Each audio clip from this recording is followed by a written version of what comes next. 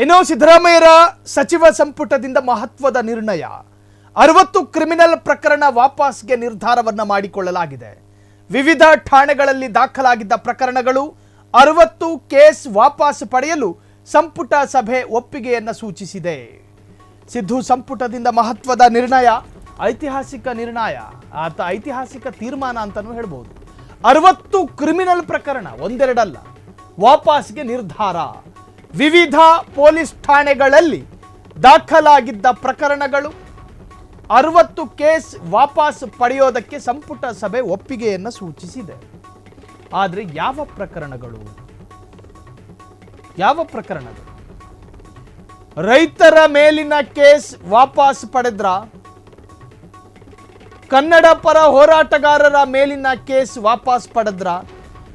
ರಾಜ್ಯ ಜಲ ಭಾಷೆ ಸಂಸ್ಕೃತಿ ಸಂಸ್ಕಾರ ಅದರ ಪರವಾಗಿ ಧ್ವನಿ ಎತ್ತಿದವರ ವಿರುದ್ಧದ ಕೇಸ್ಗಳನ್ನು ವಾಪಸ್ ಪಡೆದ್ರ?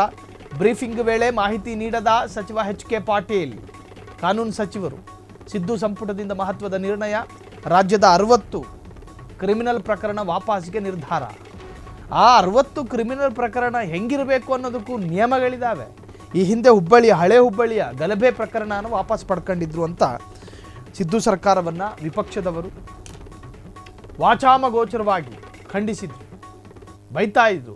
ನೀವೊಂದು ಸರ್ಕಾರನ, ಹುಬ್ಬಳ್ಳಿಯ ಕೋಮು ಗಲಭೆ ಪ್ರಕರಣದಲ್ಲಿ ಅನೇಕ ಅಲ್ಪಸಂಖ್ಯಾತರ ಕ್ರಿಮಿನಲ್ ಕೇಸುಗಳನ್ನೇ ವಾಪಸ್ ತಗೊಂಡಿದ್ದೀರಲ್ಲ, ಮರ್ಯಾದೆ ಇಲ್ವಾ ಸರ್ಕಾರಕ್ಕೆ ಅಂತ ಹೇಳಿ ಓತಪ್ರೋತವಾದಂತಹ ಖಂಡನೆಗಳು ವ್ಯಕ್ತವಾಯಿತು BJP JDS ಎರಡೂ ಪಕ್ಷದಿಂದ.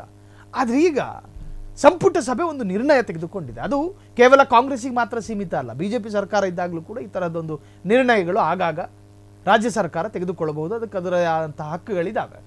ಸೊ ಅದು ಯಾವ ತರಹದ ಕೇಸುಗಳನ್ನು ವಾಪಸ್ ಪಡಿಬೇಕು ಅನ್ನೋದಕ್ಕೂ ಕೆಲವೊಂದು ನಿಬಂಧನೆಗಳಿದ್ದಾವೆ. ಕನ್ನಡ ಪರ ಹೋರಾಟಗಾರರ ಮೇಲಾಗುವ ಕೇಸುಗಳು ಅದು ಸ್ವಾರ್ಥಕ್ಕಾಗಿ ಅಲ್ಲ, ರಾಜ್ಯಕ್ಕಾಗಿ ಅನ್ನೋ ಕಾರಣ. ಕನ್ನಡ ಭಾಷೆ, ಕನ್ನಡ ನೆಲ, ಕನ್ನಡ ಜಲ, ಕನ್ನಡದ ಸಂಸ್ಕಾರ, ಕನ್ನಡದ ಸಂಸ್ಕೃತಿ, ಕನ್ನಡದ ಭಾಷೆ, ಕನ್ನಡಿಗರ ಮೇಲಿನ ದಾಳಿ, ಈ ತರಹದ ಪ್ರಕರಣಗಳಲ್ಲಿ ವಾಪಸ್ ಪಡ್ಕೋಬಹುದು. ಇನ್ನು ರೈತರ ಚಳವಳಿ, ಪೊಲೀಸ್ ಸ್ಟೇಷನಿಂದ ಕೆಲವೊಮ್ಮೆ ಪರ್ಮಿಷನ್ ಪಡೆಯದೆ ಪ್ರೊಟೆಸ್ಟ್ ಮಾಡ್ತಾರೆ, ಪ್ರತಿಭಟನೆ ಮಾಡ್ತಾರೆ. ಹಾಗಾಗಿ ಅವರ ವಿರುದ್ಧ FIRಗಳಾಗಿರ್ತವೆ. ಸೊ ಆ ಕೇಸುಗಳನ್ನು ಹಿಂಪಡೆಯೋದಕ್ಕೆ ಕೆಲವೊಮ್ಮೆ ಸರ್ಕಾರ ತೀರ್ಮಾನ ತೆಗೆದುಕೊಳ್ಳುತ್ತೆ. ಇನ್ನು ಸಮುದಾಯಗಳ ನಡುವೆ ನಡೆದಿರ್ತಕ್ಕಂತಹ ಗಲಭೆಗಳು, ಇದೆಲ್ಲ ಸೂಕ್ಷ್ಮ ಪ್ರಕರಣ. ಈ ಕೇಸುಗಳನ್ನು ವಾಪಸ್ ಪಡೆಯೋದಕ್ಕೆ ಬರಲ್ಲ.